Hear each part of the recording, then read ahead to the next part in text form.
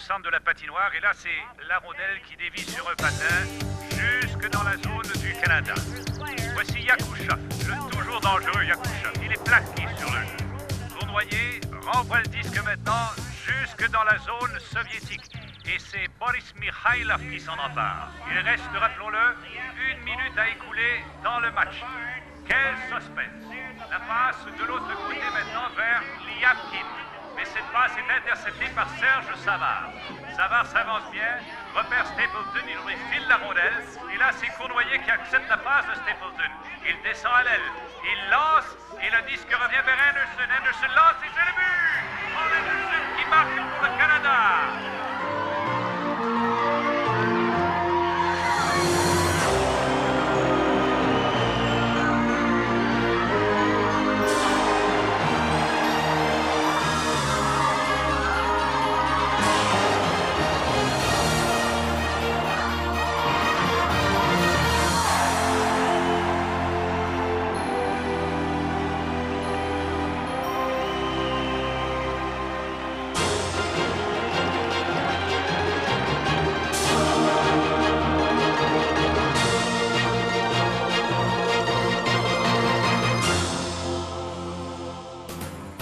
En 1972, le rideau de fer est impénétrable.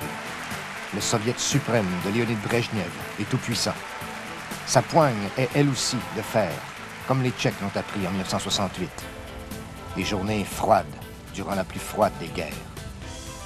Les tanks soviétiques écrasent la réforme et confirment la puissance de l'Empire rouge. Tout semble possible depuis les gradins dressés près du mur du Kremlin sur la place rouge, à une époque où détente, glasnost et perestroïka ne sont que des mots. La géographie et l'amour du hockey sont nos seuls points communs. Chez nous, les années 70 s'amorcent péniblement. La crise du FLQ, les soldats à Montréal. La séparation est au cœur du débat. Les élections de l'automne 72 sont à l'enseigne de l'unité. Même alors, nous nous interrogions sur notre identité nationale. Enthusiasm, not only for sports, but for politics. Politique et sport sont à la veille d'un voyage fantastique. Il commence à Prague, un foyer du hockey, par une annonce toute simple. Notre entente avec la Ligue nationale de hockey, par le truchement de Hockey Canada et l'Association des joueurs représentée par M. Eagleson, prévoit que les meilleurs joueurs canadiens seront disponibles pour affronter les meilleurs joueurs russes. L'inconnu. Aéroflot, vol 301. Ils arrivent. Auréolés du mystère. Alan Eagleson est là pour les accueillir. Des noms étranges, des visages inconnus, des bêtes que l'on mène à l'abattoir. Nos gars les attendent. Ils sont évidemment les meilleurs, concentrés sur la tâche à accomplir. Les fidèles se rassemblent dans une ambiance de carnaval, savourant le calme avant la tempête. Notre sport revient chez nous. 4 matchs ici, 4 matchs là-bas. Équipe Canada. Un nom unique, des maillots uniques, une série unique. La foule se rassemble. Notre désinvolte premier ministre, récemment converti au hockey, préside à la mise en jeu protocolaire. En ce moment, nous nous croyons invincibles. Je voulais gagner la mise au jeu. Question de leur prouver qu'on n'entendait pas à rire. Je me rappelle le sourire de Gary Bergman, avec sa tête de citrouille. Il m'a dit, « Tu l'as gagné. » Je lui ai répondu, « Oui, je le sais. » Pour nous, des noms sans signification, sans histoire. Des noms qui se permettent l'audace de partager le forum avec nos guerriers de la glace.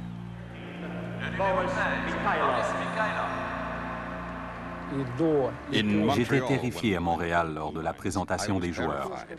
Quand ils ont marqué 2 buts rapides, je me suis dit, nous sommes battus, nous sommes morts. 8 fuseaux horaires plus loin, les partisans russes sont anxieux, nerveux. 20h15, il y a de l'électricité dans l'air. Dans quelques minutes va commencer la série de hockey la plus attendue de l'histoire. Les traditions du hockey international sont respectées. Échange de cadeaux, 2 arbitres, changement de côté en 3e période. Et pour ajouter au spectacle, une légende sort de la retraite. Foster Hewitt décrira les matchs. Brian Conacher en fera l'analyse. Avant le match, on répète les noms de ces inconnus. Et finalement, à 20h29, Petrov et Esposito s'avancent. Le match est en cours. Petrov, dès le départ, lance le disque dans la zone du Canada, qui essaie de dégager son territoire, mais sans succès. Elle est toujours gardée en zone canadienne. La rondelle revient à Bergman, qui remet au centre. Il a passé à Esposito, qui franchit la ligne bleue du côté droit. J'étais terriblement survolté. Jamais je n'avais été aussi nerveux. Mahovlich reprend, il lance la rondelle vers le but. Cournoyer recouvre, la passe à Esposito, c'est bloqué. Un tir devant, et c'est le but!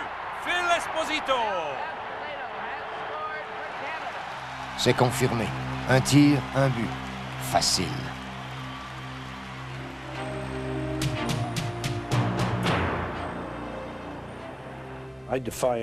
Je mettais tous nos joueurs au défi de me dire qu'on n'allait pas écraser cette équipe. 6 minutes plus tard. Là, c'est Bergman et Park qui attaquent. Anderson et le but! 2-0. Tout va bien au Canada. Pour moi, c'était important de donner une leçon aux gros méchants russes. Après tout, on était au Canada et le hockey était notre force. Les meilleurs hockeyeurs, sans doute. Mais il reste difficile d'oublier les rivalités de la Ligue nationale. We did like each other very much, and it was quite of an adjustment to do with those guys. Mais cet obstacle est facilement surmonté. La feuille d'érable rouge a réglé le problème. Ils sont devenus coéquipiers du jour où ils ont fait partie d'Équipe Canada. C'était comme un match d'étoiles entre amis. Harry Sinden, ex-entraîneur des Bruins, prend charge d'Équipe Canada. Il établit le camp d'entraînement à Toronto, en mettant l'accent sur le conditionnement physique qui, il le sait, jouera un rôle capital.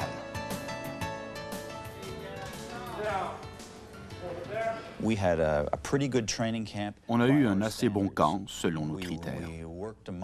Pendant un mois, on a travaillé aussi dur, sinon plus, que lors des camps habituels de la Ligue nationale. Sinden avait joué pour les Dunlops de Whitby en 1958, qui avaient battu les Soviétiques au championnat du monde. Il sait, mieux que personne, que l'adversaire sera prêt. Je ne pense pas qu'ils me croyaient quand je leur disais à quel point l'équipe nationale soviétique était redoutable. Je n'ai jamais travaillé aussi fort à l'entraînement. Mais mentalement, je ne m'étais pas assez bien préparé. John Ferguson, ancien bagarreur de la Ligue nationale, est l'entraîneur adjoint. L'équipe s'entraîne pendant quelques semaines, alors que les Soviétiques passent l'année ensemble. Mais l'ambiance au camp est joviale. Les joueurs sont convaincus de leur supériorité, mais ils triment dur selon les critères de la LNH. Mais tous les meilleurs ne sont pas là. Tel Bobby Orr, blessé à un genou, Bobby Hull et d'autres transfuges de la MH. Malgré tout, nous menons 2-0. Les Soviétiques maintenant pressent le pas, ils menacent. Voilà un tir qui est bloqué. Un autre tir qui rate le but cette fois. Là, c'est Paladiov qui tente de remettre dans le coin. Le disque revient devant et c'est le but! Les Soviétiques s'inscrivent finalement à la marque. Ici, c'est Mikhailov qui vient près de s'échapper. La passe à Petrov. À Mikhailov à nouveau, un autre but. Et là, l'égalité est créée.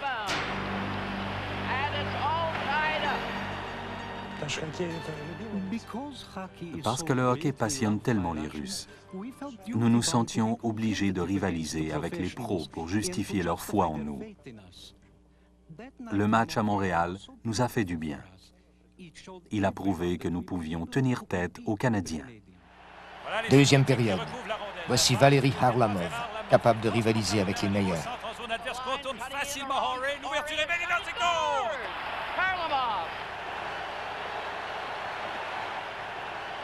Quelques instants plus tard, il frappe à nouveau. Encore Harlamov qui s'empare d'une rondelle perdue. Cette fois du côté gauche, le tir et le but! Valérie me faisait penser à un slalomeur sur patin. Il était élégant et puissant, comme l'a compris Ken Dryden ce soir-là. Harlamov est probablement le meilleur joueur que j'ai connu. J'étais fier d'être son coéquipier. Il avait tant de talent. Du talent. Harlamov, Mikhailov, Yakushev, Tretiak, Petrov. Le Canada est battu à son propre jeu. Leurs uniformes sont miteux, leurs patins, leurs casques, usés. Mais leur talent est évident, si l'on veut bien faire preuve d'objectivité. Les Canadiens ont commis une grave erreur en nous jugeant très superficiellement. On voyait par leurs gestes et leurs remarques à l'entraînement qu'ils ne pensaient pas que nous étions de taille. On entendait leur rire et on sentait leur arrogance.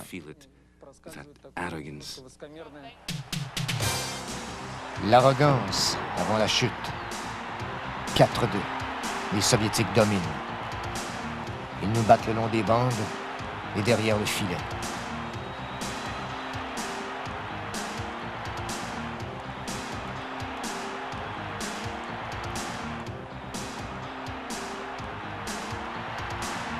Et quand ils patinent sans être gênés, ils font des gestes qui sont pour nous inédits.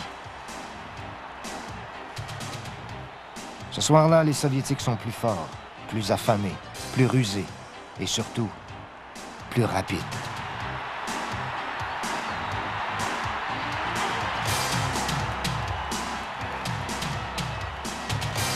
Équipe Canada est épuisée et il reste encore une période. Ils nous ont absolument dupés. Nous étions sidérés, en état de choc. Ils avaient fait leur devoir, mais pas nous. Et cela en dépit du tristement célèbre voyage de dépistage à Moscou. Bob Davidson, qui s'y connaît en hockey, était notre dépisteur. Il a conclu que leur équipe était très bonne, mais leur gardien relativement faible. Tretiak, le gardien qui devait venir au Canada, a laissé passer 11 rondelles. J'ai donc écrit qu'il n'était pas très bon. Voici Cournoyer qui s'avance bien, la passe à Mahovlich, il est seul, mais incapable de soulever la rondelle. Mahovlich à Cournoyer, sur le point d'appui à la droite, à la ligne bleue, le tir, un autre arrêt de Tretiak. Le rapport est superficiel. Tretiak avait annoncé son mariage juste avant l'arrivée de Davidson et du regretté John McClellan, et les festivités avaient ralenti ses réflexes, à moins qu'il n'y ait eu anguille sous roche. Les dépisteurs canadiens ont dit que j'étais faible, que je ne pourrais même pas arrêter un ballon de plage et qu'ils me battraient facilement. Les Canadiens avaient peut-être raison de me considérer comme un poids léger, mais c'était peut-être aussi un tour habile. Ou peut-être un superbe tour. Encore Esposito qui est arrêté par Tretiak, et cette fois c'est Bobby Clark qui est incapable de soulever la rondelle. Un autre tir de Mahovlich qui pensait bien qu'il y avait but, mais Tretiak est intervenu au bon moment. Une chance en or ratée par Peter Mahovlich. Et là, c'est Mickey Redmond qui amaille à partir avec Tsigankov qui vient au secours de Tretiak, qui était menacé par Redmond. Nous jouons du hockey de rattrapage. Nous avons besoin d'une étincelle. L'équipe Canada n'a pas été capable de ralentir le jeu. Le rythme a été trop rapide. Mais nous revenons en force en troisième période, menés avec brio par le trio de Clark, Henderson et Ellis. Mise en jeu gagnée par le Canada. Henderson a passé à Ellis. Et c'est le but! Clark a fait dévier la rondelle devant le filet. Et il marque avec l'aide de Ellis et Henderson. L'Union soviétique mène 4-3 sur le Canada. La foule est en délire. Voilà 4-3, tout est permis. Rappelons que les Soviétiques sont arrivés ici au Canada pour cette série du siècle en disant « Nous sommes venus pour apprendre ». 4-3, rappelons-le. La foule est debout, encourage ses pas de couleur à niveler la marque. Dans le coin ici, c'est Clark qui essaie de ramener la rondelle devant le but, mais Tretiak la repousse sur les flancs.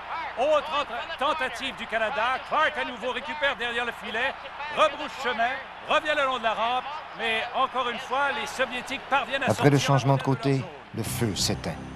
L'épuisement est évident sur le banc, et encore plus sur la glace, où les envahisseurs soviétiques harcèlent sans cesse Ken Dryden.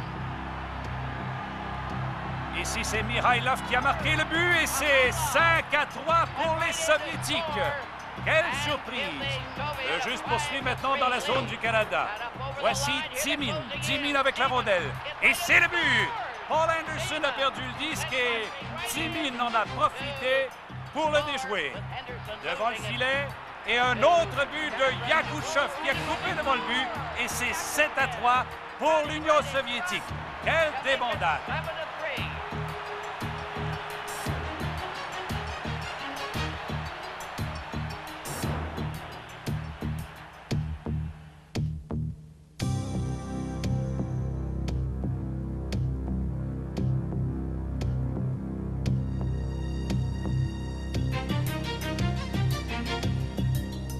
La débandade, oui, mais pas dans le camp prévu.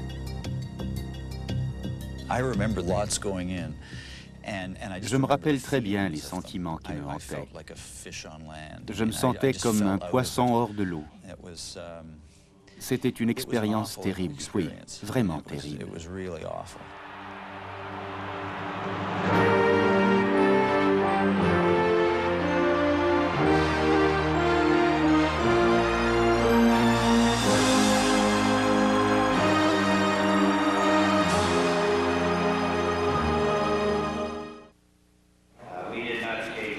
On n'a pas patiné aussi bien qu'eux. De fait, ils nous ont déclassés à tous les niveaux. Devant le but, pour les tirs, le patinage, les passes. Nous avons été battus par une bonne équipe. Toronto s'attendait à une ambiance de fête.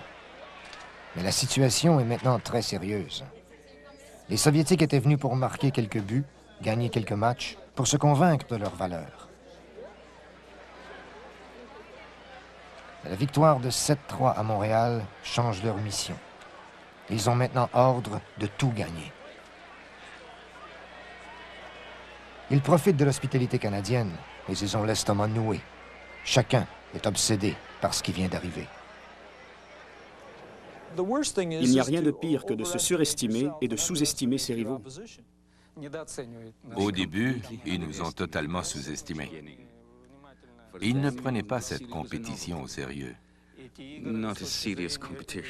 Ils étaient sûrs de nous écraser, particulièrement à Montréal. Pour nous, c'était parfait. Nous étions prêts, nous pouvions jouer notre jeu, tout en laissant leur attitude non professionnelle nuire à leur chance. Le fondateur de l'équipe nationale du Canada, le père David Bauer, sent l'anxiété ambiante. Les entraîneurs Kulagin et Bobrov doivent faire face aux nouvelles attentes de Moscou. Rue Carlton, les partisans sont tendus et la tension monte encore d'un cran à l'intérieur du Gardens. Bientôt, les visages révèlent une nation en état de choc qui refuse de croire aux événements de Montréal. Pendant que les journalistes révisent leurs prédictions, les Canadiens réfléchissent à la débâcle du premier match. Le public était complètement dévasté. Les gens étaient encore en état de choc et morts de peur, comme moi. Harry Sinden révise son alignement. Dryden, Hadfield le malheureux et d'autres cèdent la place à Tony Esposito, à Parisé et à d'autres. L'équipe est prête, la foule aussi.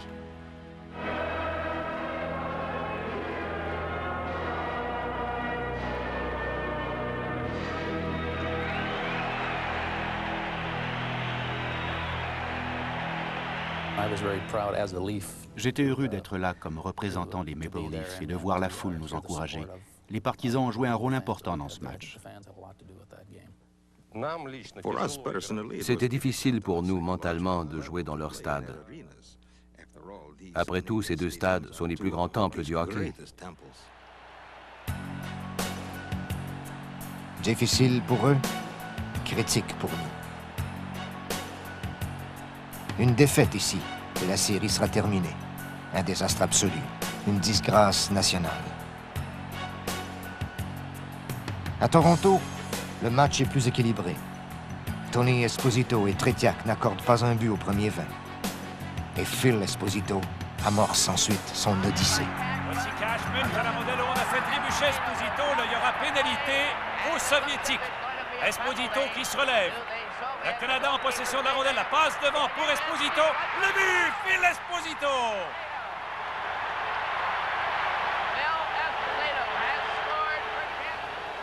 Phil Esposito sera baptisé Monsieur Septembre par un commentateur. La rondelle est remise à Esposito et un geste très rapide et il déjoue Tretiak à sa droite. La vapeur est renversée. À Montréal, Harlamov avait donné l'impression que notre défense était lente. Mais à Toronto, Yvan Cournoyer donne l'impression que la leur est poreuse.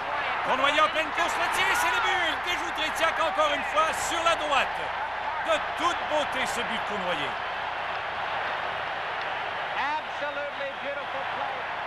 C'est le délire. 2-0 Canada. Voilà le bon alignement. Et le Roadrunner a des ailes.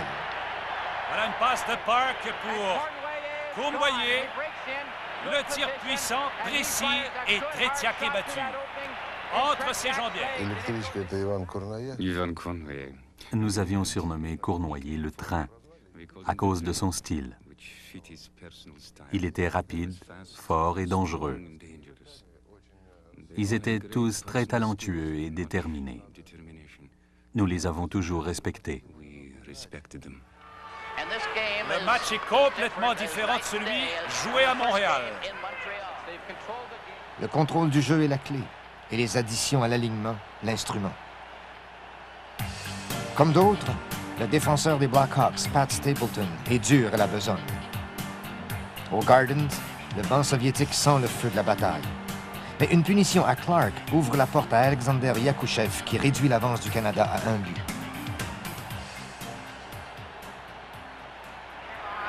Peter Mahovlich est sur la glace avec les défenseurs Bergman et Park.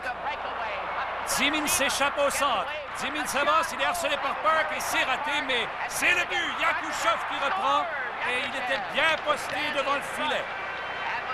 Il est venu appuyer l'offensive de Zimin. Yakouchev qui reprend et il était bien posté devant le filet. Le grand Yak, une machine à marquer des buts, est à l'aise dans l'enclave, comme son vis-à-vis canadien, Phil Esposito. Peu après, un autre avantage numérique. Pat Stapleton est au banc des pénalités, avantage numérique. Le prochain but passera à l'histoire. La pointe à la défense, Peter Mahovlich reste donc sur la glace. Voilà une passe arrière à Liapkin, mais son jeu avorte. La rondelle rate la cible. Zimin la renvoie vers le but. Là, c'est raté. Encore sur le point d'appui gauche. Une passe précise. On tente de diriger le disque vers le filet. C'est derrière le but. Pour l'avant, c'est rabattu par le gardien sur la droite. Rondelle libre maintenant. Repoussé par la pointe. Interception. Recouvré par Esposito. Passe pour Mahovlich qui s'avance. Il est seul en désavantage numérique. Feinte le tir. Déjoue le défenseur. C'est le but! Peter Mahovlich. Tretiak se demande bien ce qui s'est passé là-dessus.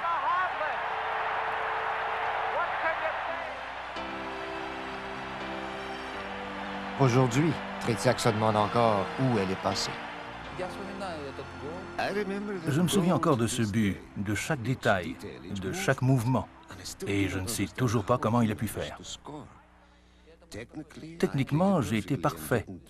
Je n'ai pas fait d'erreur, mais il a réussi quand même à me déjouer. C'était un but crucial pour eux, un moment magique. J'ai obtenu une passe sur le but de Peter Mahovlich en désavantage numérique, mais j'essayais seulement de sortir le disque de notre zone par la bande.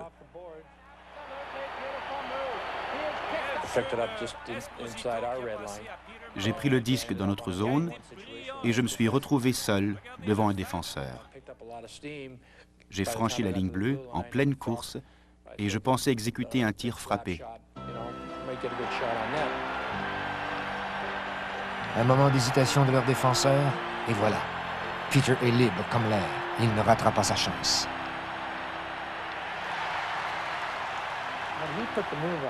Quand il a fait une feinte devant Gousseff et ensuite Tretiak, j'ai perdu les pédales. Je me suis mis à hurler. « Bien fait, Peter. Espèce de grosse andouille. » Voilà ce que je lui disais.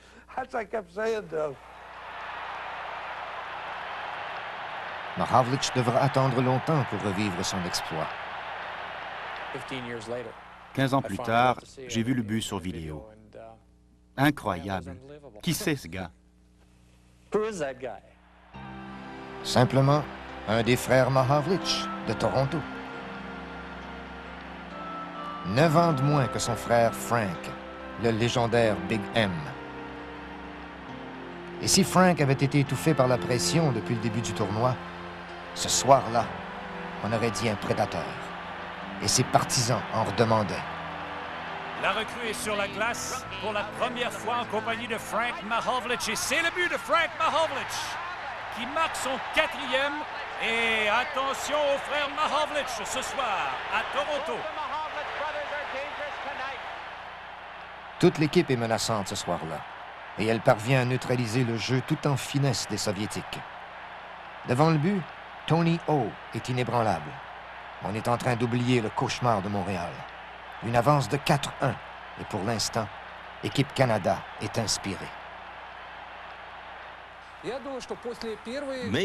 Après avoir été surclassés dans le premier match, ils nous ont pris au sérieux et ont commencé à respecter notre talent. Ils étaient mieux concentrés dans le deuxième match. Le langage corporel en dit long. À Toronto, je voyais plus de feu et d'intensité dans leurs yeux. Il était clair que leur attitude avait changé.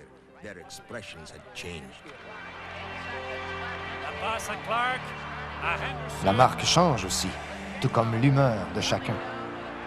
Derrière ici à Petrov avec 8 secondes à écouler.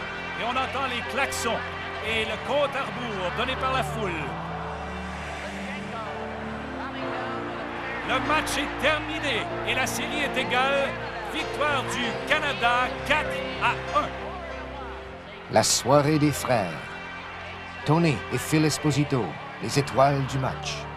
Peter et Frank Mahavlich, les héros du match.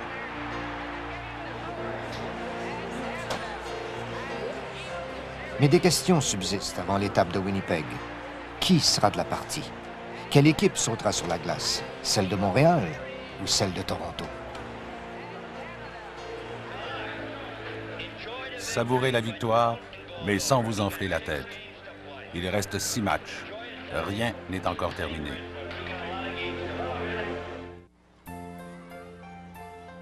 C'est un sport sculpté à même la glace et la neige. C'était notre sport, notre essence. Même ceux qui ne nous connaissaient pas bien savaient une chose. Nous étions les meilleurs au hockey. Nos lettres de noblesse remontaient aux années 50. L'or olympique, les championnats du monde, la victoire automatique. En 1954, la vapeur est renversée. Les Lyndhurst de East York sont battus par les Soviétiques 7-2. Un mauvais coup du sort, sans doute. Après tout, ils ne sont sur la scène internationale que depuis 5 ans. Ils n'ont même pas une patinoire intérieure. Nous déléguerons une meilleure équipe la prochaine fois et reprendrons le trophée. Arrivent les V's de Pentington et les Soviétiques flanchent. Chemin faisant, Hal Terala met fin à la carrière de la roquette russe. Mais Vsevolod Bobrov reprendra du service comme entraîneur en 1972. Pour l'instant, c'est toujours notre sport. Autre écart de conduite aux Jeux olympiques où nous avons l'habitude de nous couvrir d'or. Une défaite de 2-0 devant des joueurs aux drôles de maillots et de casques. Cette fois, la robustesse ne les déroute pas. Ce sont leurs premiers jeux et nous perdons l'or. Nous ne l'avons jamais retrouvé. Nous connaissons encore quelques moments de gloire. Au championnat du monde de 1958, Harry Sinden mène les Dunlops de Whitby à une victoire décisive sur les Soviétiques.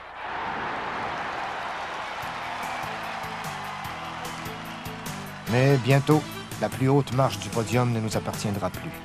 Voilà peut-être pourquoi Harry a tant chéri ce trophée il y a si longtemps, à une époque où notre attention se portait ailleurs. Nous avions la Ligue nationale, une ligue aux étoiles nombreuses, avec des gars bien de chez nous. Pourquoi alors la scène mondiale? Lentement, sûrement, nous détournons notre regard. Nous restons sur la scène mondiale, mais sans espoir de remporter le titre mondial ou olympique, puisque nos 300 ou 400 meilleurs joueurs sont professionnels. Malgré tout, l'équipe du père Bauer dans les années 60 et de Jackie McLeod continue à rivaliser, sauf avec les Soviétiques. Établie à Winnipeg, l'équipe compte sur le légendaire gardien amateur Seth Martin. Les idées patriotiques sont à sa source. Il faut chercher tous les fils qui relient les 5 régions géographiques de notre pays. Il est certain que notre sport national contribue de façon remarquable à la réalisation de l'unité canadienne. Les Soviétiques des années 60 sont au sommet de leur sport, avec des méthodes qui nous sont étrangères. Il est difficile d'imaginer des joueurs de la Ligue nationale se déplacer en autobus revêtus de leur uniforme. Leurs entraîneurs s'appellent Kadi Chersonov et Anatoly Tarasov. Ce dernier, très strict en matière de discipline. Il met l'accent sur la stratégie collective en l'empruntant à d'autres sports. Il forme à la dure les meilleurs joueurs à longueur d'année. Et leur statut est confus. S'ils ne pratiquent que le hockey, comment pourront-ils être amateurs? Ce terrain est encore utilisé aujourd'hui, et c'est sur le terrain que Tarasov enfonce ses théories à coups de marteau.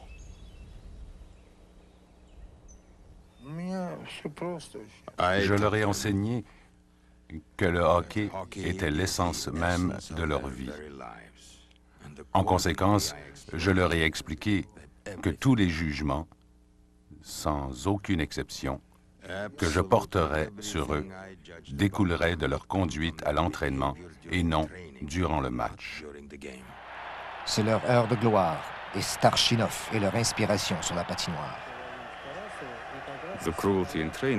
Les méthodes d'entraînement cruelles de Tarasov ont été un succès. Ces méthodes ont produit un phénomène du hockey moderne, l'équipe nationale soviétique. Pendant 10 ou 12 ans, nous avons gagné tous les grands tournois mondiaux. Le Canada délaisse alors le hockey international, même si Winnipeg consent à accueillir le tournoi mondial de 1970. Mais voici maintenant qu'arrivent les Russes pour le 3e match contre Équipe Canada. Winnipeg a une concession de l'AMH, dont la figure de proue s'appelle Bobby Hall, le Golden Jet. Mais il doit se contenter du rôle de spectateur et il aurait aimé que ce soit différent. Je ne comprends pas la mesquinerie de la Ligue nationale. Je suis Canadien et je pense que je devrais avoir le droit de représenter mon pays.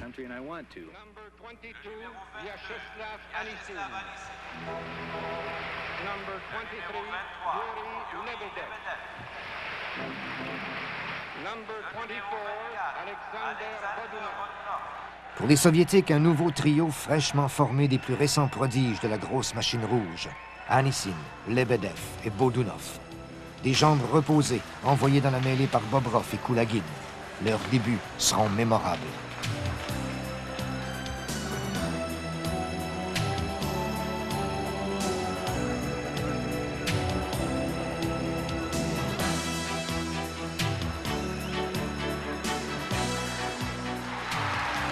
Le match de Winnipeg est censé déterminer l'allure de la série.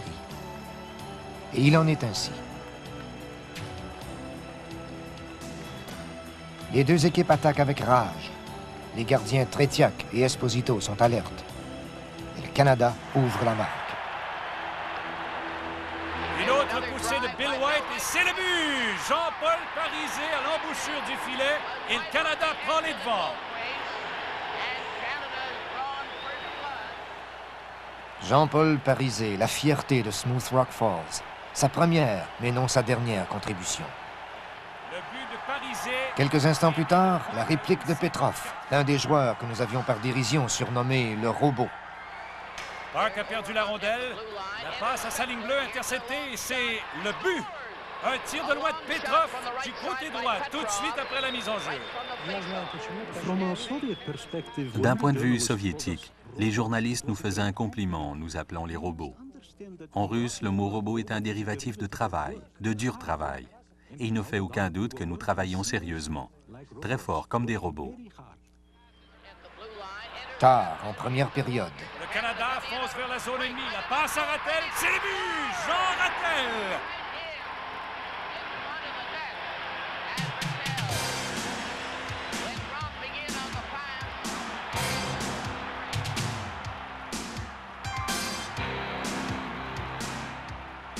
La deuxième période le confirme. Chaque présence sur la glace sera une bataille. Pas question de reculer. Cette série sera une guerre. Menée par des guerriers comme Phil Esposito.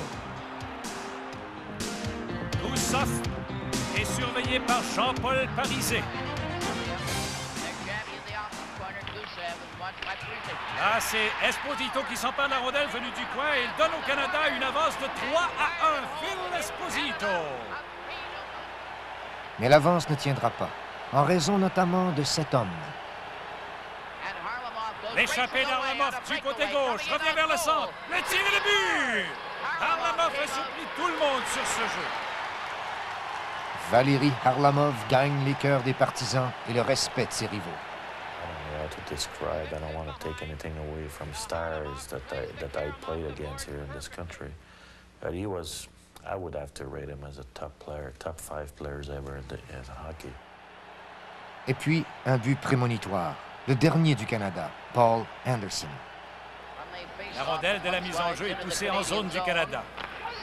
Là, c'est un tir qui dévie sur un patin. Revient Anderson, opportuniste, le tir et le but! Paul Anderson qui redonne au Canada une avance confortable de 2 buts.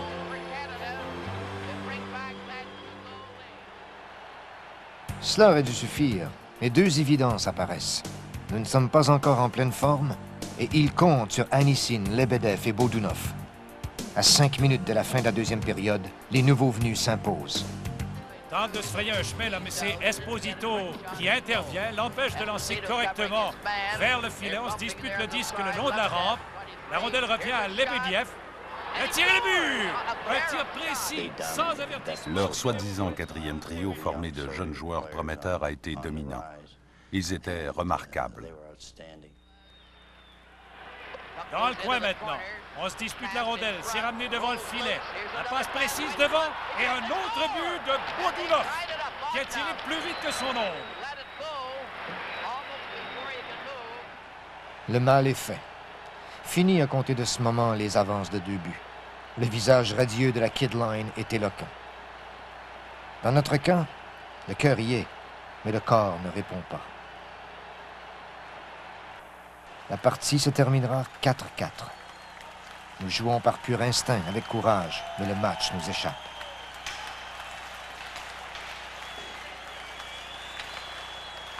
Et quand une chance se présente, Tretiak dit non.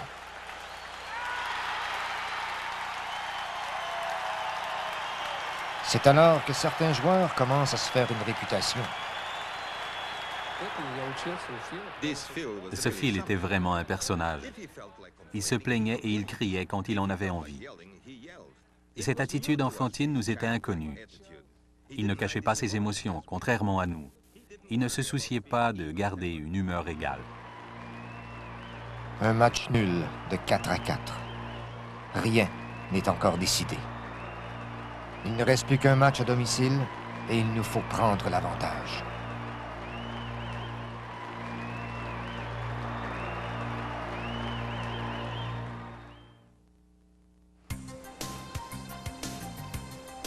La côte ouest, 4e match.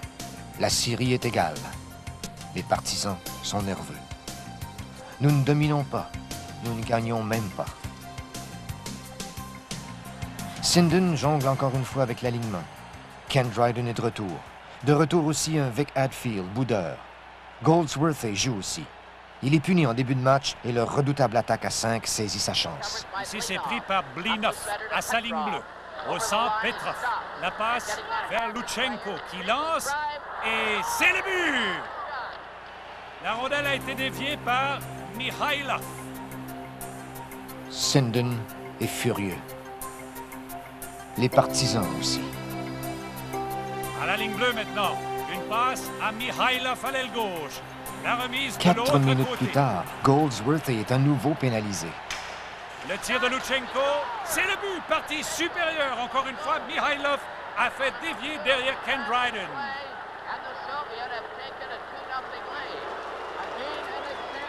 Ils prennent l'avance, s'emparent du match et nous volent nos partisans. On n'a jamais été dans le match à Vancouver. Ils ont contrôlé le jeu. Plus on essayait, pire on était.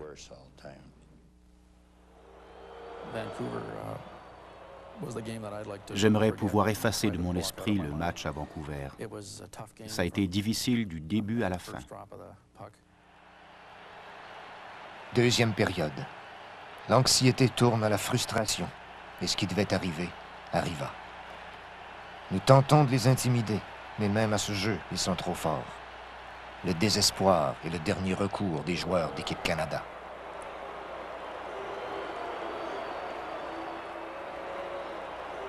Et les partisans de Vancouver désapprouvent ce style de hockey, tout comme les Soviétiques. Les Canadiens ont fait preuve de cruauté dans ce match, et c'est ce que nous n'avons pas aimé. Ce n'était pas nécessaire. Le jeu robuste ne nous faisait pas peur, mais ce soir-là, ils ont été brutaux et indisciplinés. Mais il y a quand même des moments d'espoir. Belle poussée en zone adverse, la rondelle devant le filet, le tir, le but. Gilbert Perrault sera crédité du but, mais je pense qu'un joueur soviétique l'a fait dévier dans son propre filet. Ensuite, un cruel coup du sort. Nous travaillons fort. Nous pensons avoir créé l'égalité. Mais le but est refusé parce que la rondelle a été poussée avec les patins. La foule n'en croit pas ses yeux. Et les Soviétiques frappent comme l'éclair. À 2 contre 1, la passe devant le tir et le but!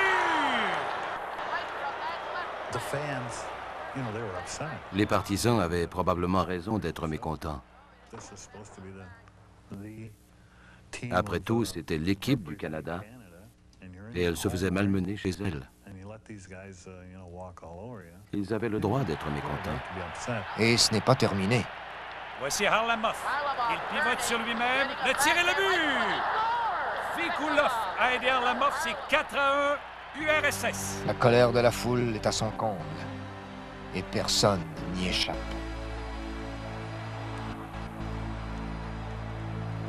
It really hurt us in one point because we're Canadian and we try to win. Maybe we play bad that night. Maybe we deserve to be booed. Notre défensive est poreuse. Dryden fait face à cette marée déferlante avec bravoure, mais il est instable. Nous sommes en train de nous faire battre et la foule démoralisée ne le pardonne pas.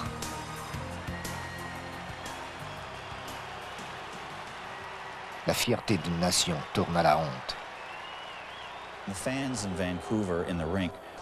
Les partisans de Vancouver réagissaient comme des millions d'autres à la maison. Tout le monde nous huait. Moi aussi, on me huait. Et on n'avait pas tort.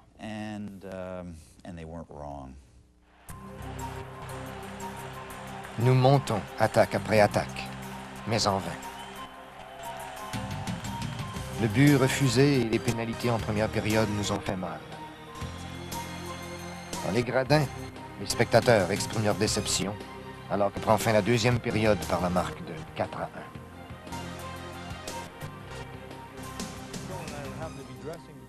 J'étais le voisin de Phil dans le vestiaire et on était tous les deux furieux. À un moment donné, tu finis par déprimer. Tu te dis, j'ai renoncé à mon été, je joue avec mes tripes, je représente le Canada et ils sont là à nous huer. Ça fait mal, vraiment très mal. J'espérais être une des étoiles de la partie afin de leur dire ma façon de penser. J'en avais vraiment ras-le-bol. En troisième période, nous pressons le pas. Mais les buts tardent à venir. Et Tretiak, l'homme des grandes occasions. Tretiak arrête tout le monde. Les Cournoyers, Mahovlich, Esposito. Superbe. Là, la rondelle a bondi sur les jambières de Dryden. Elle a été reprise par Esposito qui passe à Goldsworthy. Esposito, le tir touche la barre horizontale, le retour sur le but! Goldsworthy, qui a des choses à se faire pardonner. Aidé de Bergman, et bien sûr, Esposito.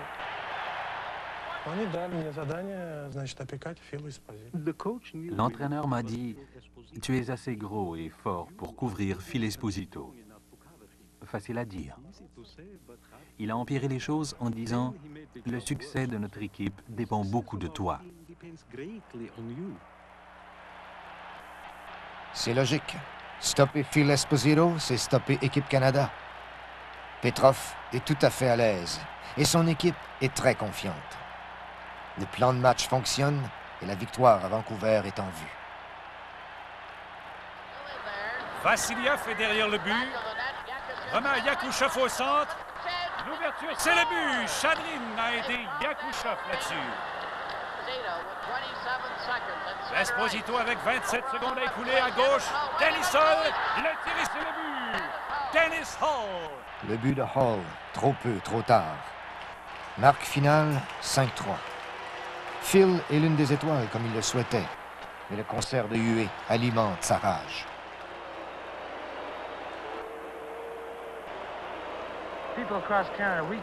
Je veux dire aux Canadiens que nous avons fait de notre mieux. Quant aux huées, elles nous ont démoralisés, désabusés, déçus. C'est incroyable la mauvaise presse que nous avons eue. Et c'est hué sur notre propre patinoire. Parole d'honneur, j'ai vu ces images pour la première fois en 81 ou 82. Les gens m'en parlaient partout au Canada. Mais je ne me souvenais pas avoir dit ces choses. Je suis vraiment déçu, totalement déçu. C'est incroyable. Certains parmi nous sont déprimés. Nous faisons de notre mieux, mais il faut voir la réalité en face. Ils ont une bonne équipe. Ce qui ne veut pas dire que nous ne nous donnons pas à 150%. Je pense, Phil, que la déception est normale parce que j'ai continué d'échanger avec Phil aussi longtemps qu'il le voulait. Compte tenu de son humeur, je voulais le laisser parler parce que je savais que je tenais une perle. Vous savez, nous vivons tous avec la Ligue nationale de hockey et nous sommes très fiers de leurs exploits au fil des ans. C'est la presse qui dit que nous sommes tellement bons. Aucun de nous n'a jamais dit ça. Non, ce n'est pas ça. J'étais si frustré que je suis venu près de lâcher quelques jurons. Je me rappelle que Issa étirait l'entrevue. J'étais furieux. Quelques personnes dans les gradins me lançaient des objets et me criaient des obscénités.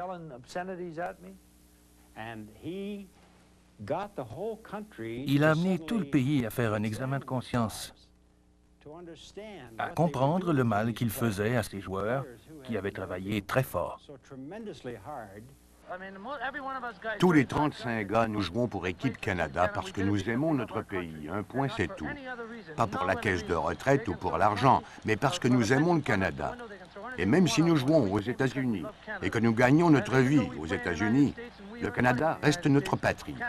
C'est notre seule raison de jouer. Et je pense qu'il est injuste de nous huer.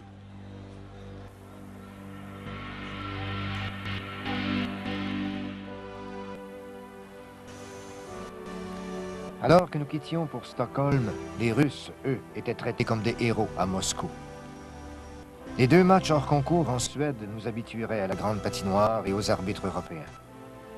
John Ferguson, Harry Sinden et Al Eagleson ont des brèches à colmater.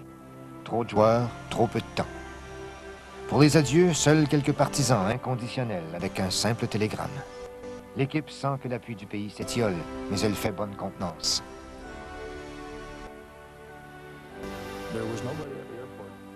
Personne n'est venu nous saluer à l'aéroport. Nous avons compris que la balle était dans notre camp et que nous étions laissés seuls avec nous-mêmes. Avant même de se présenter en Union soviétique, les Canadiens sont déjà traités de brutes et Harry Sinden devra faire face à une mutinerie. À Stockholm, les matchs dégénèrent en bagarre. Nous l'emportons et faisons match nul contre les Suédois. L'arbitrage est inadéquat et certains joueurs donnent des signes d'énervement. La Suède nous a donné la chance de renforcer l'esprit d'équipe.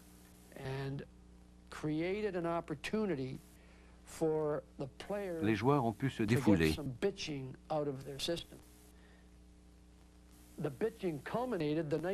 La veille du premier match, un de nos meilleurs joueurs, qui allait jouer un rôle important quelques jours plus tard à Moscou, est venu me voir avec 3 autres. Al a le don de faire comprendre aux joueurs que leur rôle est de jouer et que lui s'occupera des embêtements. Et c'est ce qu'il a fait. C'est une personne très, très loyale. Je les ai laissés se défouler pendant 1 heure en leur disant que j'étais d'accord. Ensuite, je leur ai dit, le poison est sorti, fini les lamentations. Et s'il y en a un parmi vous qui pense que nous ne gagnerons pas un autre match, eh bien, il est mieux de ficher le camp. Une seule chose m'intéressait, gagner.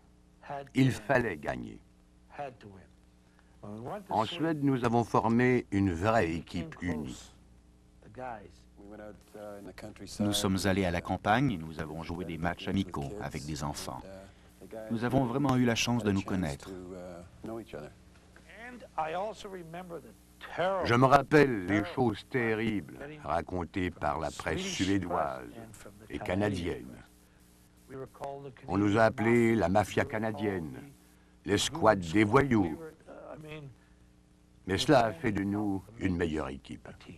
Et l'équipe s'en est trouvée unifiée. Devant la critique, nous nous sommes serrés les coudes. En montant à bord de l'avion, l'atmosphère était différente. Nous étions vraiment sûrs de nous.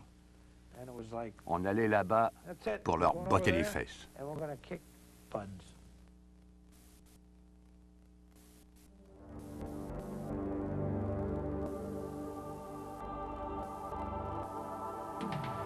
Derrière les lignes ennemies, une équipe dorénavant unie. Hadfield, Martin et Guevremont sont partis, et Gilbert Perrault suivra quelques jours plus tard. Pas d'amertume, mais un but commun. Gagné à l'Arena Luzhniki devant les 3500 partisans canadiens qui ont fait le voyage.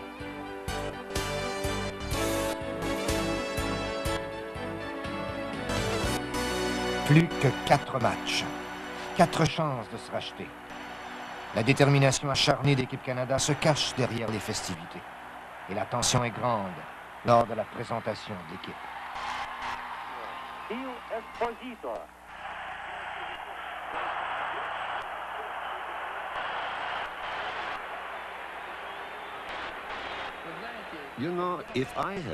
Si l'un de nous avait trébuché, ça aurait été l'humiliation et l'embarras. Jamais on n'aurait réagi avec l'élégance artistique de Phil Esposito.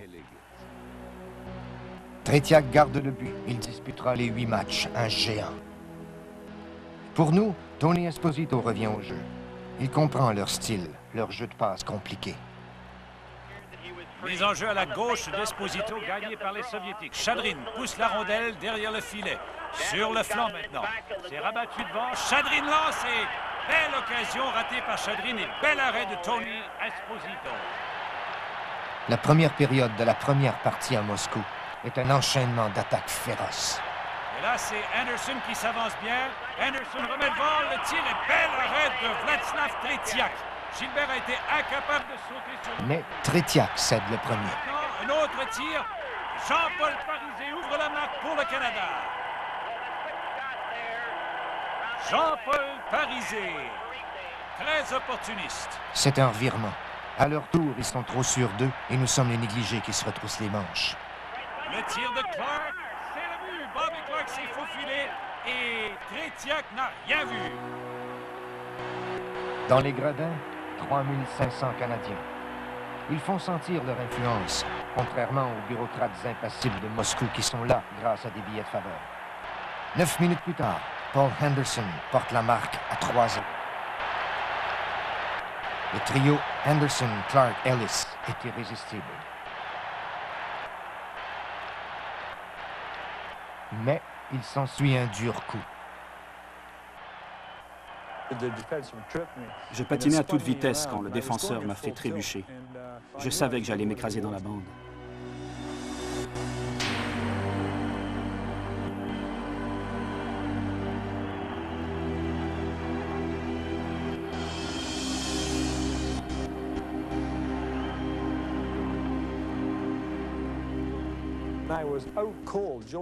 J'ai perdu connaissance.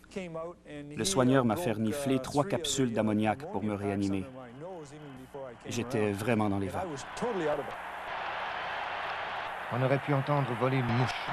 La femme de Paul, Eleanor, est très inquiète. Tout de suite, j'ai pensé à une blessure sérieuse au cou ou au cerveau. Je me disais qu'ici, ils n'avaient pas les installations ou les standards médicaux auxquels nous étions habitués. Henderson rassemble son courage. Et à la pause, sa décision est prise. Je pleurais et j'ai demandé à Harry de me laisser jouer. Il s'est tourné vers le médecin qui a dit « Je ne peux pas t'empêcher, mais je pense que tu ne devrais pas jouer parce que tu as subi une légère commotion cérébrale. » J'ai dit « Oui, j'y vais. » Et Harry m'a approuvé. Paul Anderson, qui était un cas douteux, revient au jeu pour la première fois depuis son accident. Avant le retour d'Anderson, Blinoff avait réduit l'avance à 3-1. Et voici que... Voici Clark le long de la rampe. La passe est pour Anderson du côté gauche. Coupe vers l'intérieur, le tir et but! Anderson, un beau but, bien orchestré par Bobby Clark. Finalement, un coussin confortable. Une avance de 3 buts en troisième période. Mais alors, sans raison, nous cessons de patiner et il redouble d'efforts. Voici Yakouchev, le tir de loin. C'est le long de la rampe et ricochet d'Anissine. Superbe jeu, là sur le côté, Anissine encore. Et c'est le but de Chadrine. Les Russes ne cessent de bourdonner en zone du Canada. Superbe jeu à la ligne bleue maintenant. Le tir de loin et c'est le but. L'égalité est encore créée. La mission semble impossible. La victoire était en vue et soudain, tout s'écroule. La défensive du Canada est complètement bafouée. On en a plein. Pour moi, le 5e match a été le tournant de la série. J'ai regardé le match attentivement et j'ai dit aux gars que nous pouvions battre cette équipe. Je constatais pour la première fois sur l'Atlas que nous pouvions les battre. Et les Soviétiques prennent les devants. 4 buts en 5 minutes. Un désastre. Il aurait été facile de jeter l'éponge. Voici Cournoyer qui lance. Et c'est arrêté par Tretiak, mêlé devant le filet. Le Canada ne marquera plus. Et le match se terminera 5-4 pour les Soviétiques. Naturellement, la frustration joue son rôle. Mais ça passera. Cette équipe n'accepte tout simplement pas la défaite. Quand ils ont gagné ce match, ils se sont mis à penser qu'ils avaient gagné la série, et cela a joué en notre faveur. Pour eux, sur le plan émotif, nous étions faits comme des rats. Perdre ce match a peut-être été la meilleure chose qui nous soit arrivée. 3500 Canadiens se lèvent à l'unisson et applaudissent notre sortie. Les Soviétiques nous tiennent pour battus, mais l'arrogance est une lame à double tranchant.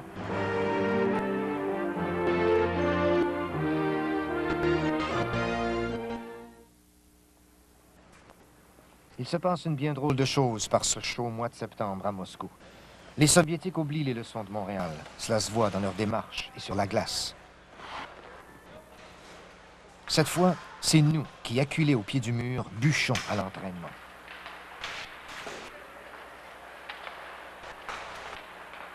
Ils nous regardent, souriants de confiance, sûrs de la victoire. Seuls Tretiak et l'entraîneur d'Emi Anatoly Tarasov ont des doutes. Moscou vit à l'heure du hockey et est intrigué par le comportement bruyant des partisans canadiens.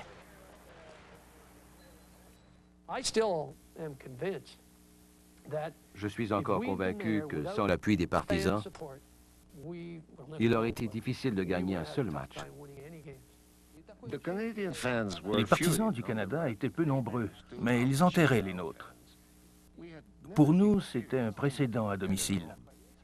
J'avais l'impression de jouer au Canada plutôt qu'à Moscou. Incroyable, mais vrai. The telegrams that we received, and I think we received one with 10,000 names on one telegram. En sortant du vestiaire, on voyait des télégrammes et des barils de cartes postales. Nous collions tous les noms dans le vestiaire et jusque dans le corridor, et les gardes russes ne comprenaient rien. C'était fantastique. Quand nos joueurs avaient un coup de déprime, ils regardaient du côté de nos partisans et leurs regards se croisaient.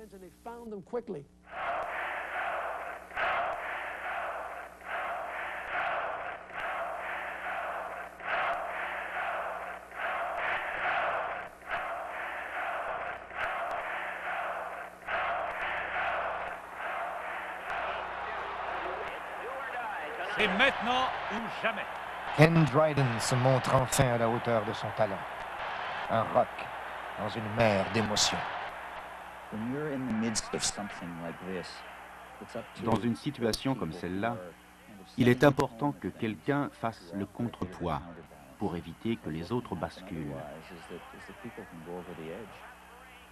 20 ans plus tard, les gens parlent encore de cette série avec passion. Vous pouvez imaginer ce que c'était alors. Bergman est en furie. Il essaie d'attirer l'attention de l'arbitre, mais Esposito sera chassé. Les arbitres, Bader et Kompala, sont terribles. 31 minutes de pénalité pour nous, 4 pour eux. Les esprits sont sur le point d'exploser. Aucun but en première période, mais les Soviétiques s'inscrivent à la marque en début de deuxième. Yakouchev plaque Cournoyer. Voilà un autre tir de la ligne bleue, et c'est le but de Liapkin. C'est ensuite à notre tour. 3 buts en 1 minute et demie. La passe à Gilbert, au centre. Le tir de loin, qui frappe la jambière du défenseur, revient devant le but, et voilà le tir de Hull qui réussit à marquer. C'est bloqué par Vassiliev, la passe vers le filet, Berenson, c'est le but de Cournoyer. Le Canada poursuit son attaque. Voilà Henderson, le tir, et c'est le but. Un tir de loin d'Henderson. Le Canada prend une avance de 2 buts.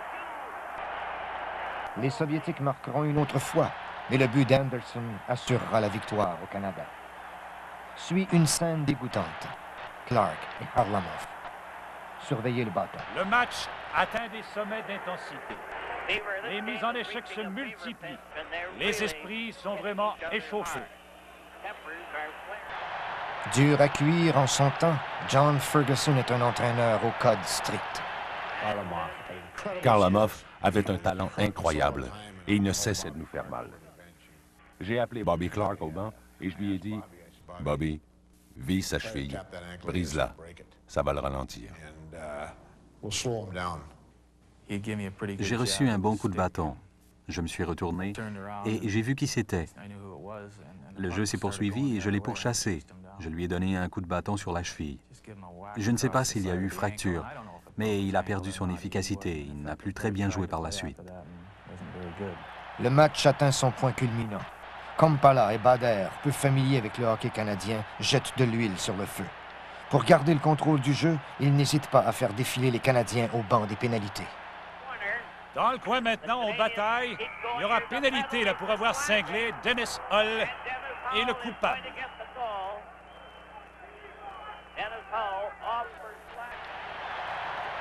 Par moments, le jeu devient brutal.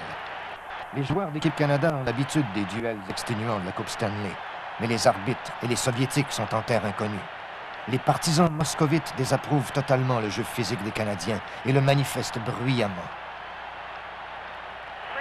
L'excitation est vraiment à son comble et tout le monde crie dans le stade.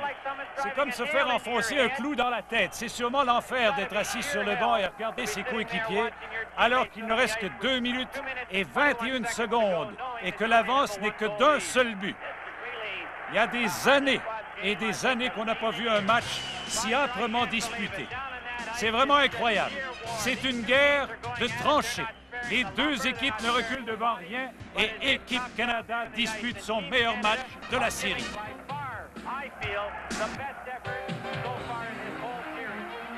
We are very emotional type of player. Everything that we do is emotion. And that's the one thing that really kind of give us a little advantage. And we're able to make them feel a little less confident because of the way we played. And, well, we won because of emotion. Les joueurs canadiens et les partisans sont vraiment en liesse. 3-2. Notre première victoire depuis Toronto. Il y a longtemps, à l'époque où ce n'était encore qu'un jeu. Je ne peux m'empêcher de penser que ce n'était pas un jeu, ni une série. C'était notre société contre la leur. À l'époque, l'Union soviétique, c'était le gros méchant loup soviétique. Le foyer du communisme, l'ennemi de la démocratie. Il n'y avait aucun doute que c'était une bataille entre nos modes de vie et nos croyances. It was like the communist country winning over us. Communist country sending the world a message that our system is better than yours. Les mornes visages à l'Arena Luzhniki. 7e match. Rien n'importe plus, sauf la victoire. On nous a privés de repas, peu importe. On a surveillé nos chambres d'hôtel, peu importe. Nos téléphones ont sonné en pleine nuit, peu importe.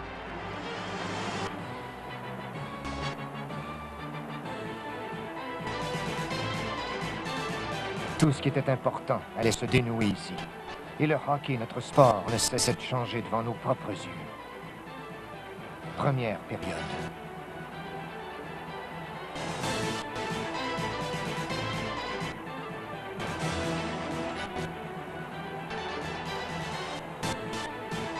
C'était plus qu'une guerre sur glace, c'était une pure question de survie. Le disque est dans le coin. Voilà le Canada qui tente vraiment de se regrouper. Anderson vers Ellis. La passe devant et c'est le but. Phil Esposito ouvre la marque avec l'aide de Ron Ellis. Le Canada qui s'apprêtait à faire des changements. Là, le jeu se poursuit. La percée de Yakouchov et c'est le but. L'intensité augmente match après match et Phil Esposito est toujours au cœur de l'action. Et là, Esposito qui s'est vengé sur le joueur qui lui a fait signe de s'en aller, Mikhailov, qui l'invite au combat un peu plus tard. Dans ce match, aucun camp ne concède rien. Le Vikulov à Petrov qui s'en va seul, c'est le but! Il a feinté et le gardien Esposito a complètement été déjoué. Vers Savard à la ligne bleue. Le pivot qu'on lui connaît. Et il y aura pénalité. Le tir d'Esposito, c'est le but! Esposito aidé de Savard et de Parisé. C'est encore l'égalité. Encore une fois, l'égalité est créée. Maintenant, chaque présence sur la glace est cruciale. Dans ce 7e match d'une longue et dure série, aucune équipe ne réussit à imposer sa loi. Les adversaires se connaissent bien. Trop bien, peut-être. Après la 2e période, c'est toujours 2-2. Il ne reste que 20 minutes. Là, c'est Gilbert qui est devant le filet. La passe à Rattel, le jeu avorte. Gilbert, encore une fois, reprend. C'est le but! Rodrigue Gilbert. Passe vers la ligne bleue. Dans le coin maintenant, c'est repoussé devant le filet. Et Yakouchov à l'embouchure du but. C'est réussi. Passe de Maltsov. Le temps s'écoule. Et les deux équipes savent que le Canada, à défaut de gagner le match, perdra la série. Mais voici qu'à 3 minutes et demie de la fin, tout explose. Et là, la rondelle est poussée derrière le filet. Prise de tête, empilade. Esposito est de la partie. Goussov également. Mikhailov, complètement coincé comme l'impardonnable. Un coup de patin. D'abord à Gary Bergman. C'est toujours la mêlée derrière le but. Tout le monde crie. Esposito qui tient Yakouchov. Les coups de patin, bousculade générale, tout y est.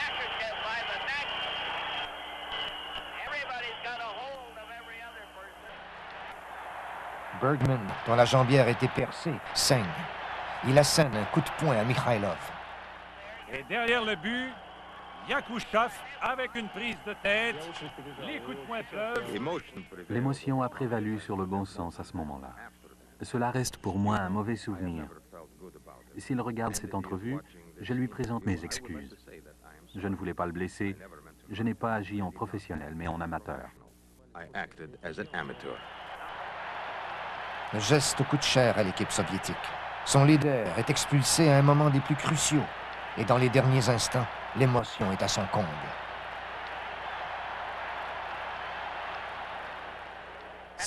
Certains avaient de la difficulté à contrôler leurs émotions.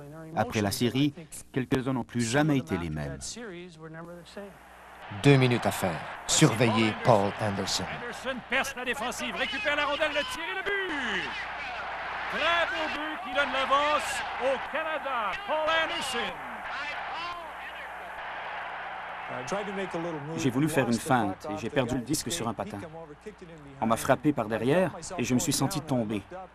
J'ai jeté un coup d'œil et j'ai réalisé qu'il n'y avait qu'une ouverture sous la barre. Et ça a fonctionné.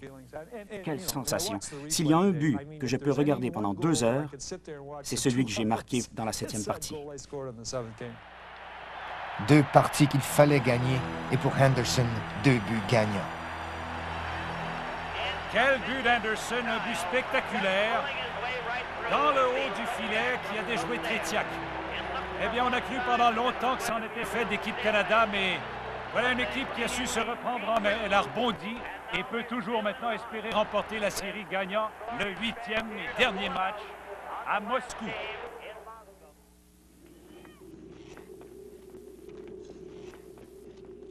Dans les rues froides de Moscou, les garçons apprennent, comme nous, à aimer le hockey.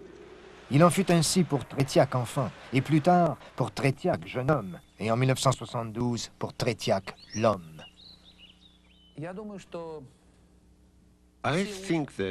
Je pense que nous avons appris l'un de l'autre. Le hockey soviétique a beaucoup appris des Canadiens. Les hockeyeurs canadiens ont beaucoup de talent et se battent jusqu'à la fin. Les Jeux sont faits en Union soviétique. Le 8e match sera le plus controversé. Le Haut-Canada remplit l'aréna Loujniki. Anxiété et colère remplissent nos cœurs.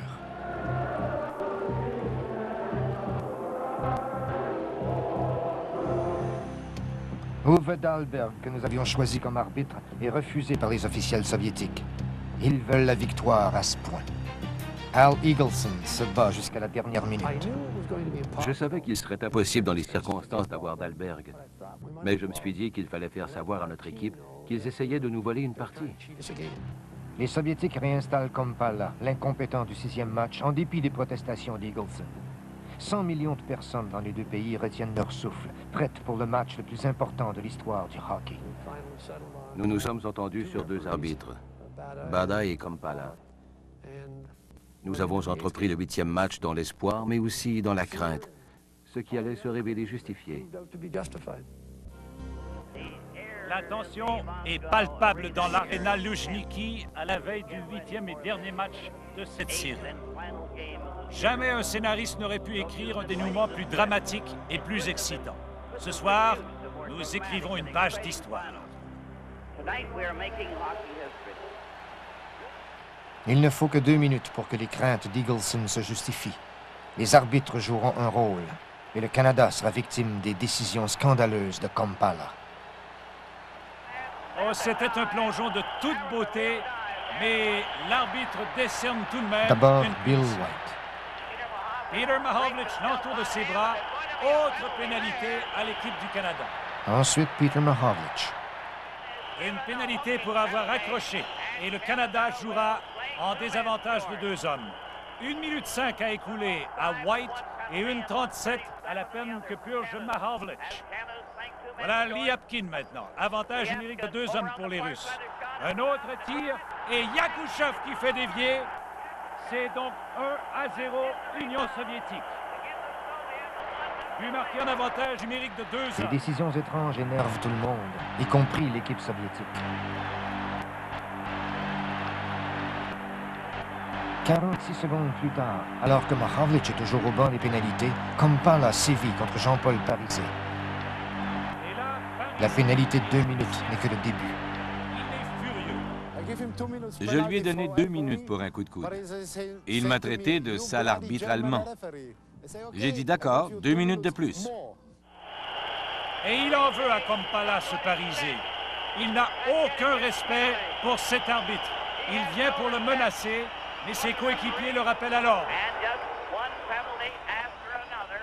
Encore La Parisé. tactique soviétique porte fruit. Le Canada tout entier est furieux et notre équipe en désarroi. Ils ont triché dans cette facette particulière du match. Ce n'était pas ce qui avait été planifié ni convenu. Une pénalité de mauvaise conduite s'ajoute et Parisé a la rage au cœur. Parisé, totalement révolté, a menacé de frapper l'arbitre. Il arrive parfois que tu ne comprennes pas qui tu es. Jamais je n'aurais pensé que j'aurais pu devenir aussi enragé pendant 2 semaines. La première pénalité, c'est pour obstruction. À Jean-Paul Parisé. Parisé est expulsé et les partisans crient « Let's go home ». Sur le banc, Sinden dit sa façon de penser à l'officiel soviétique à l'origine du changement d'arbitre. Pour la 2e fois du match, le Canada aura 2 hommes au banc des pénalités. C'était scandaleux. Et tout le monde dans notre camp était furieux. Pendant un moment, nous avons perdu la boule. Mais ce n'était pas si grave que ça. Parce que c'est l'étincelle dont a besoin l'équipe. Le retour et le but, Phil Esposito qui crée l'égalité. L'homme des grandes occasions. Passe arrière de Harlamov à Luchenko. Le tir, c'est le but. Un tir de la ligne bleue qui a complètement battu Ken Dryden. L'attaque du Canada se poursuit. Rattel à Park. Et le but, Brad Park aidé de Rattel. Et le Canada crée à nouveau l'égalité.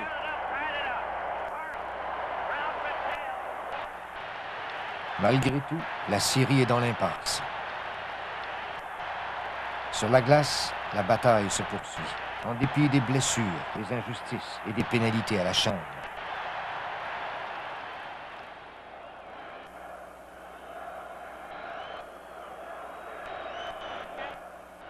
Deuxième période.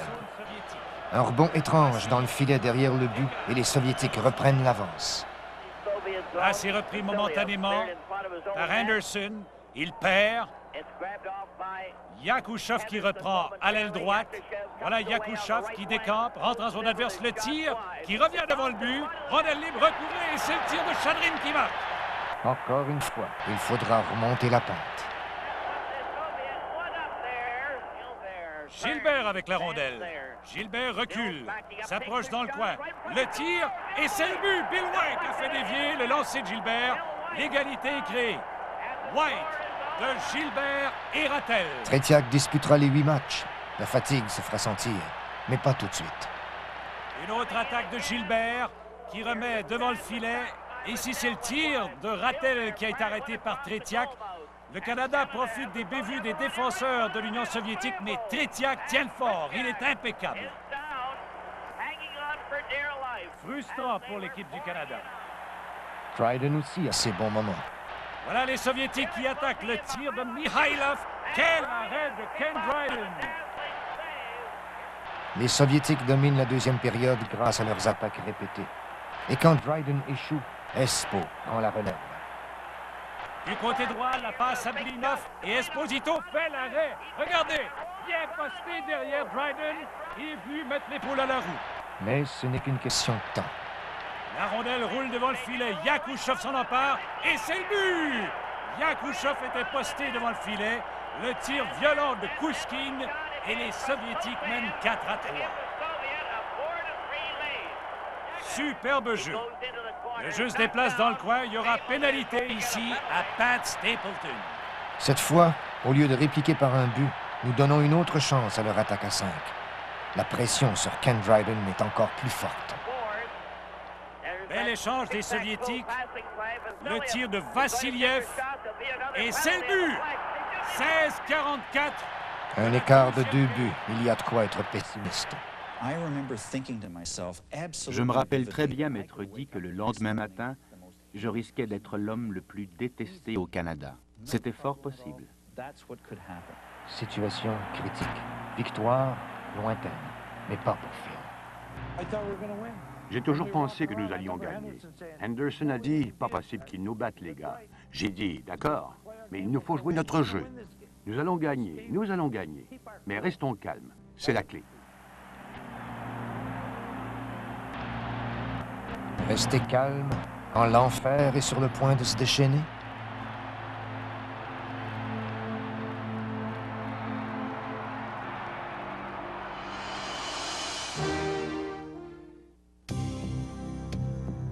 Dans le vestiaire, un calme presque surréel.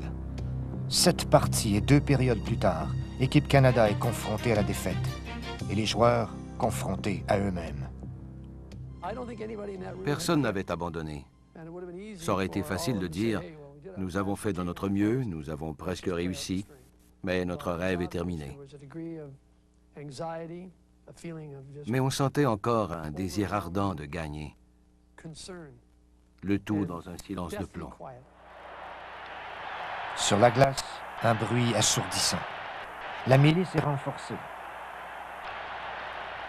Eux veulent préserver leur avance et nous, marquer un but le plus tôt possible. Dans 20 minutes, tout sera joué. Un temps pour les chefs. Un temps pour les héros. Un temps pour la gloire. Peter Mahovlich sur le flanc droit. Le voilà dans le coin. Récupère la rondelle. Mise en échec. La passe devant. Esposito est là et c'est le but! Phil Esposito est... Un but rapide à 2 minutes 27 secondes. Tout s'est passé au ralenti alors. Et c'est toujours au ralenti. Selon moi, Peter Mahovlich a été l'étincelle dont avait alors besoin notre équipe pour remonter et l'emporter. Le désir de gagner allait donner la période la plus captivante de l'histoire du hockey. Faire une passe qu'il récupère ensuite lui-même derrière le but. Passe devant Rattel. Quelle chance ratée par Jean Rattel. Dans le coin, la passe qui va à Anissine. Anissine toujours. Maintenant vers Vassiliev. Le tir et c'est raté. Bel arrêt de Dryden par surcroît. C'est repris par Esposito derrière le but. Cournoyer. Et là, Cournoyer qui essaie de récupérer à nouveau. Pousse la rondelle dans le coin.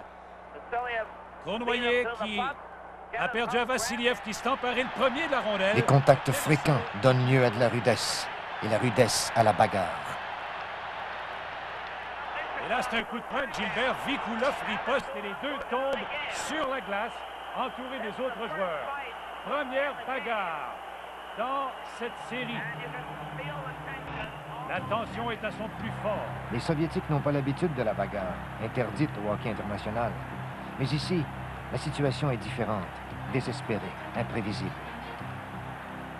À la 10e minute, Tretiak et Dryden changent de côté pour la dernière fois. Puis, à 7 minutes et demie de la fin. Esposito, très beau relais. Le tir d'Esposito touche la rondelle au vol qui avait été bloquée par Tretiak. Esposito devant pour Cournoyer, le tir s'est bloqué. Du revers, Cournoyer réussit à marquer et l'égalité est créée. Quel duo celui de Cournoyer, Esposito et belle passe de Brad Park depuis le fond de son territoire. Et là encore, Esposito qui n'abandonne pas un autre tir, arrête Tretiak. Et Cournoyer qui... Fait important, la lumière du but ne s'allume pas. Et c'est ainsi que tout commence. Dans la foule, Eagleson remarque lui aussi que la lumière ne s'est pas allumée. Et furieux, il décide d'agir. À la 12e minute, après le changement de côté, le Canada a marqué. Et j'ai vu l'arbitre indiquer qu'il y avait but. Mais la lumière du but ne s'est pas allumée. J'étais probablement le seul à savoir que le juge de but s'appelait Viktor Dombrovski, un arbitre russe qui, selon moi, était prêt à tricher à la première occasion.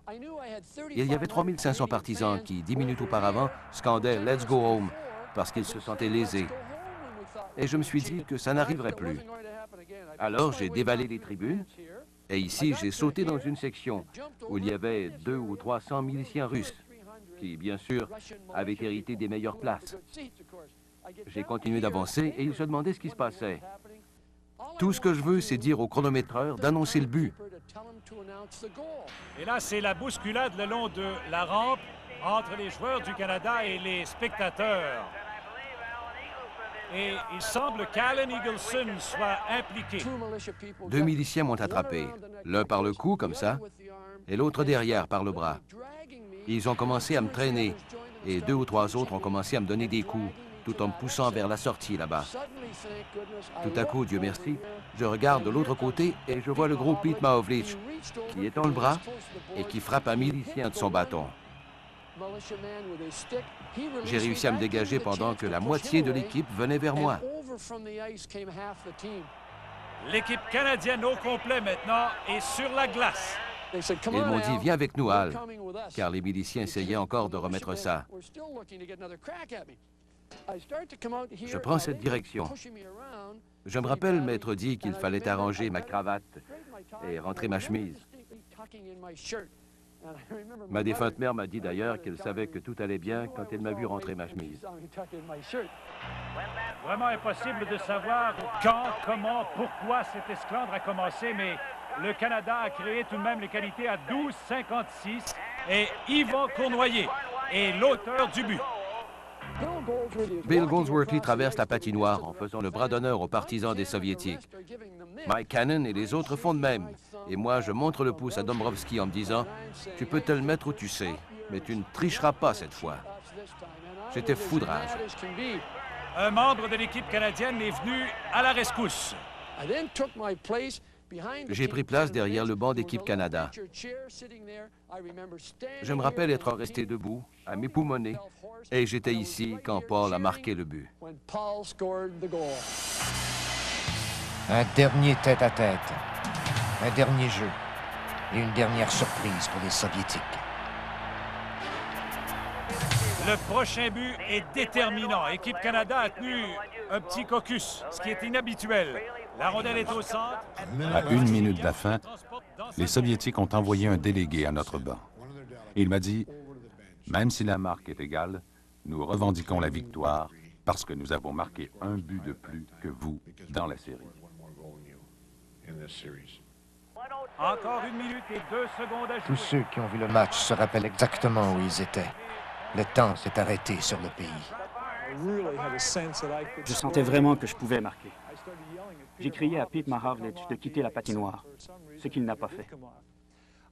Quand il est finalement revenu au banc, j'ai sauté sur la patinoire. Et j'ai vu Yvan Cournoyer qui avait la rondelle dans le coin.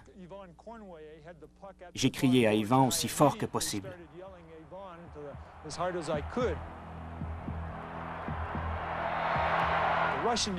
Entre-temps, un défenseur soviétique m'avait rejoint et je suis tombé.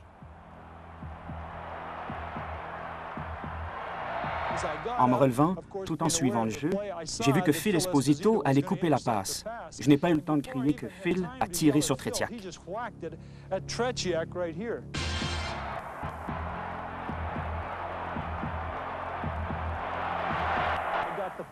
J'ai tenté tout de suite de viser le coin du but au ras de la glace, mais Tretiak a fait l'arrêt de la jambière.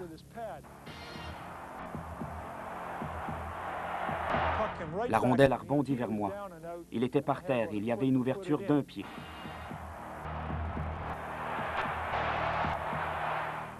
J'ai pivoté, je suis tombé dans les bras d'Yvan Cournoyer, et Phil nous a rejoints, et tous les trois, nous étions dans les bras l'un de l'autre.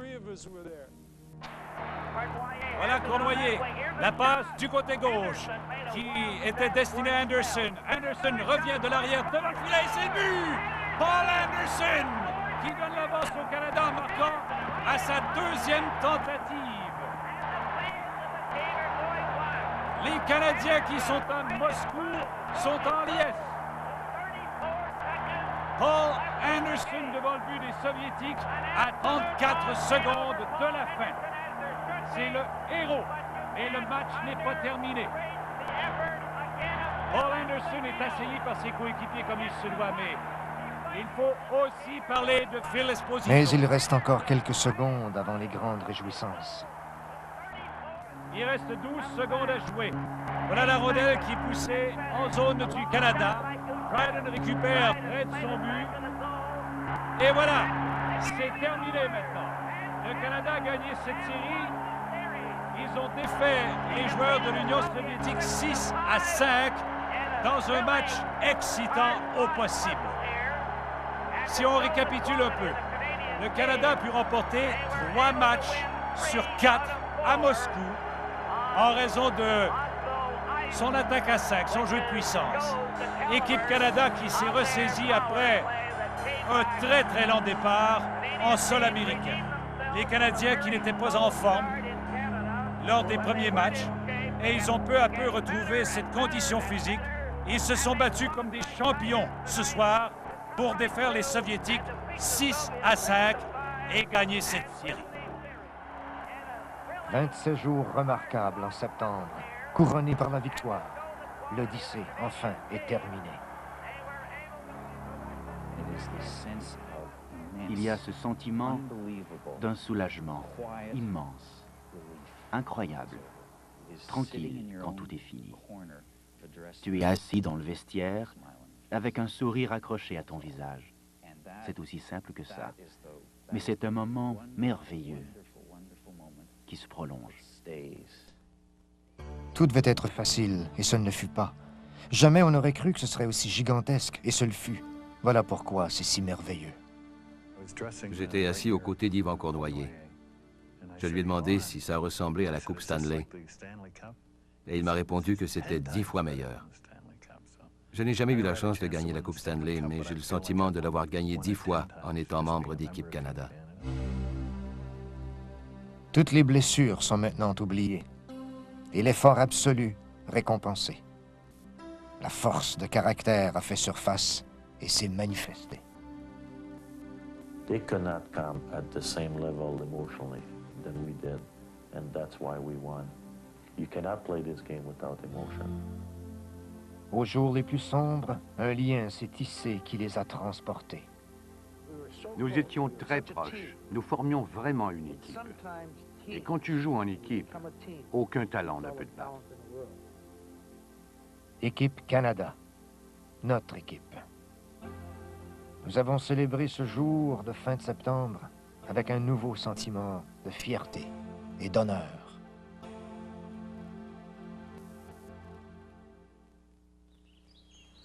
Les choses changent.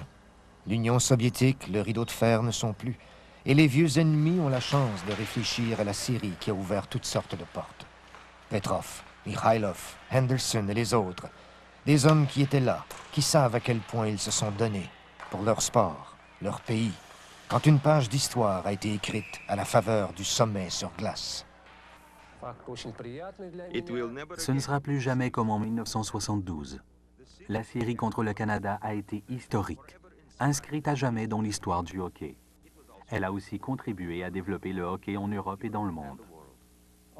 Presque tous les jours, un Canadien s'adresse à moi, me serre la main et me remercie pour lui avoir donné une des grandes émotions de sa vie. Je pense que la série et notre équipe ont beaucoup fait pour le Canada. Les gens se souviennent encore de l'endroit où ils étaient et de ce qu'ils faisaient. Selon moi, rien ne touchera jamais autant notre pays d'un océan à l'autre que la journée du 28 septembre 1972.